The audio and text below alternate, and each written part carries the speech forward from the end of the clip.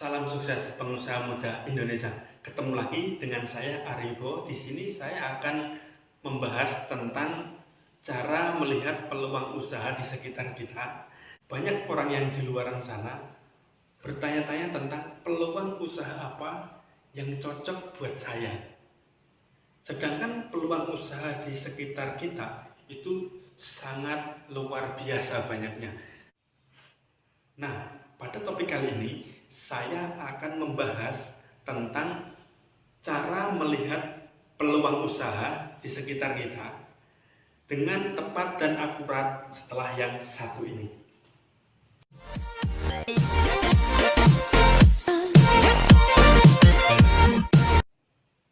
Halo, welcome back to my channel.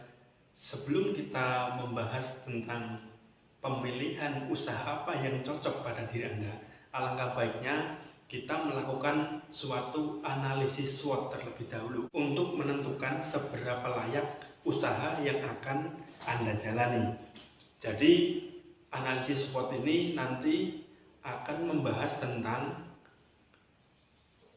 pertama yaitu strength atau kekuatan. Nah, seberapa besar kekuatan bisnis yang akan kita jalani sehingga akan memberikan keuntungan kepada Anda. Terus yang kedua ada weakness atau kelemahan.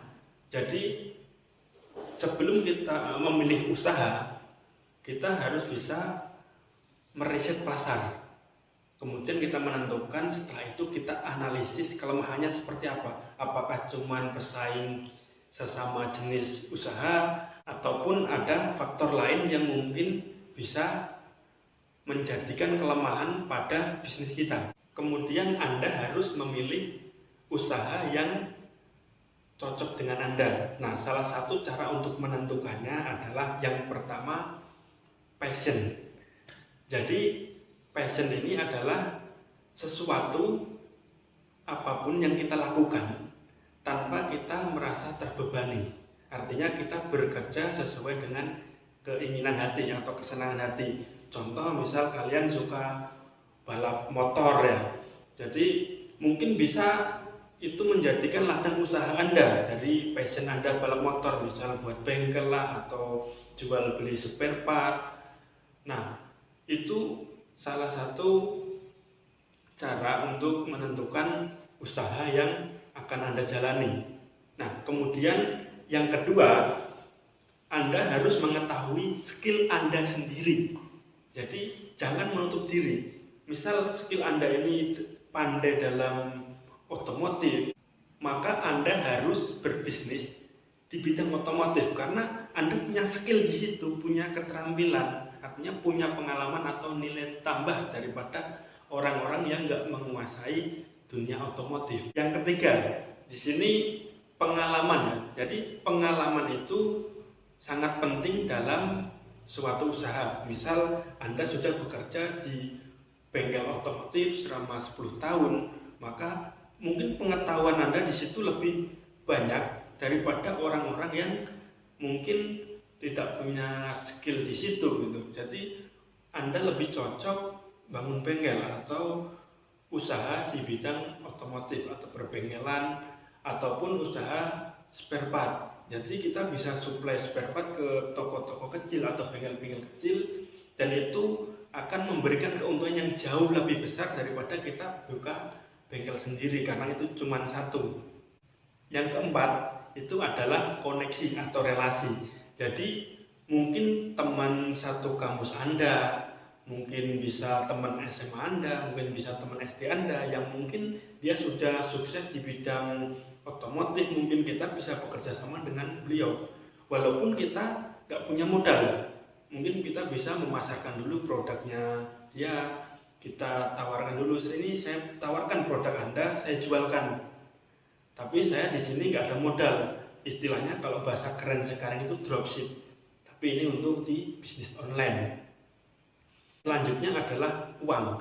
Jadi uang itu bukan faktor utama dalam membangun sebuah bisnis. Jadi uang itu adalah terakhir, ingat. Nah, itulah salah satu contoh usaha yang sudah saya jelaskan. Tapi di sini di bagian akhir saya mau membahas tentang usaha yang modalnya cukup minim tapi keuntungannya lumayan untuk tambahan keseharian. Jadi pertama yang harus kita lakukan adalah mengamati lingkungan sekitar. Semisal kita hidup di pedesaan, maka kita bisa membangun bisnis yang mungkin di desa itu sangat membutuhkan. Contoh kerajinan kah, atau bisa berkebun, bisa bertani. Jadi mana yang memang itu cocok buat Anda. Tapi kalau memang Anda skillnya di perdagangan, bisa itu produk dari pertanian desa Anda beli, kemudian Anda jual ke kota. Nah, itu keuntungannya jauh lebih besar daripada Anda bertani sendiri. Karena itu nggak membutuhkan waktu yang lama. Jadi ambil dari petani, kita langsung jual ke pasar kota. Jadi itu keuntungannya lebih cepat kita dapat. Terus kemudian jika Anda tinggal di kota, misal itu lingkungannya di daerah perumahan kah, atau di lingkup para pegawai, jadi Anda bisa mensuplai makanan mereka. Karena kan rata-rata dari mereka ini sibuk dengan pekerjaannya, bisa catering kah, atau jual sayur secara online, jadi delivery. Jadi mereka ini lebih mengutamakan kebersamaan keluarga daripada keluar rumah. Karena waktunya emang sudah habis untuk bekerja, makanya mereka lebih baik membayar lebih mahal, tapi dia mendapatkan fasilitas yang memang luar biasa. Atau contoh delivery seperti itu. Atau bisa membuka laundry. Jadi peluang laundry itu cukup besar juga, karena pakaian sehari-hari pun kita pasti pakai gitu kan, pasti ganti. Misal sehari 2 atau 3 kali pasti ganti.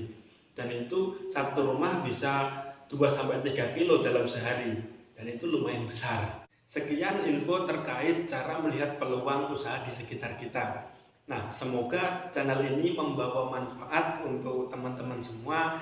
Jika teman-teman menyukainya, silahkan like dan subscribe, serta bagikan ke banyak teman supaya teman-teman di luar sana mengetahui juga. Nah, jika teman-teman menginginkan informasi lain seputar bisnis, silahkan komentar di kolom komentar di bawah ini.